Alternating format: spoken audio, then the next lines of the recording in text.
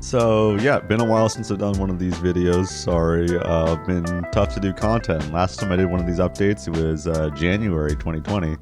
Now it's September 27th, 2020, and if this is 10 years later and you're watching this, check a history book.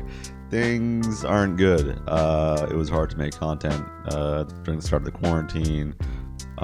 It's just one of the stupidest stretches of time to live through, and I hate everything. My hair's a lot longer. I'm more depressed and angry than I was in January. But I have been working on this game, so maybe we could just talk about that. Alright. What I'm going to do as far as these videos is to start releasing quarterly updates. So this first video, the second video rather, I'll go over everything I worked over in Q1 of 2020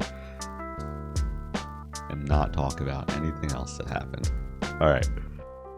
So the big thing that was added was a foraging and crafting system. So the first big part of foraging is just having a place to forage. So each farm now loads up with a randomized forest. And you can see there's the usual suspects, shrubbery, trees, and random stones that you're going to have to clean up. And maybe some more stuff down the line. And we'll talk about getting rid of them in a little bit.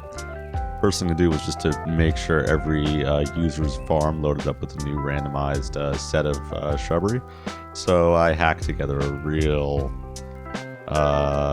sloppy kind of algorithm to make a random farm. It's going to be improved over time, but it does the trick so far, just adding trees and stones and shrubs with a good amount of randomness, as well as padding to make sure that there's not too many trees grouped up around each other, etc., etc.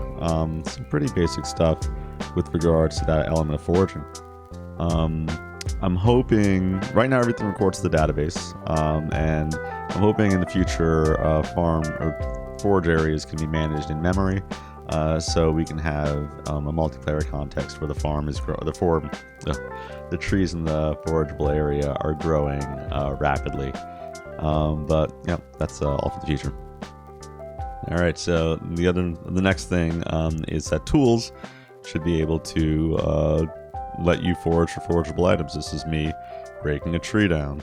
This is me using a scythe to break ferns down, and eventually I should get some drop items out of that. So that was the next big thing, to basically make it such that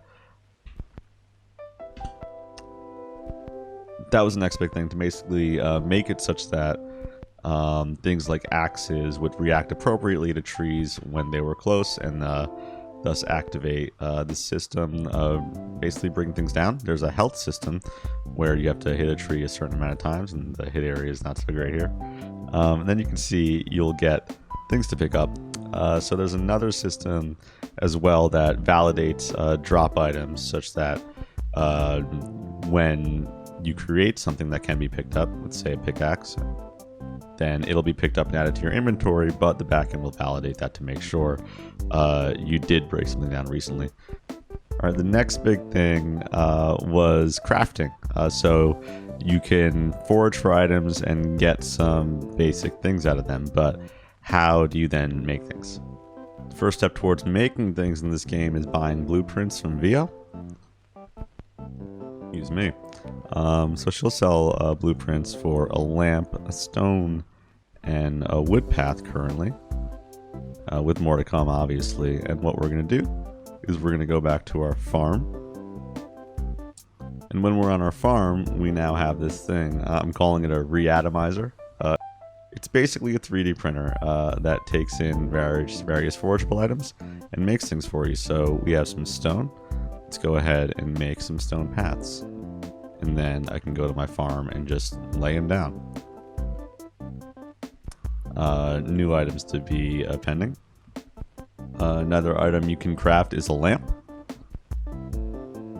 and then you can put a lamp on your farm, and you have to wait for the evening, but it'll light up appropriately. And I'm hoping shortly you can have things like custom light bulbs, because that's something people do these days.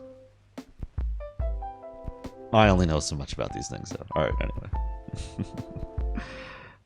And yeah, that's pretty much it. There was a lot of code involved for all this stuff. It is all built in a framework-like manner, so adding new forageable items, new drop items, as well as new craftable items is all a matter of just making the art and the item, and not so much a matter of making a system around it. So pretty happy with that progress. Obviously a lot of content to be built into it, but looking forward to that. All right, next episode's going to be about Q2 2020, when I focused on multiplayer stuff, realm management, farm permissions, as well as, I believe, watering. I don't know, my memory is real fuzzy these days, but I'm going to keep these videos shorter from here on out, and hopefully I can get some more to you. All right, take care. Hey, there's a light.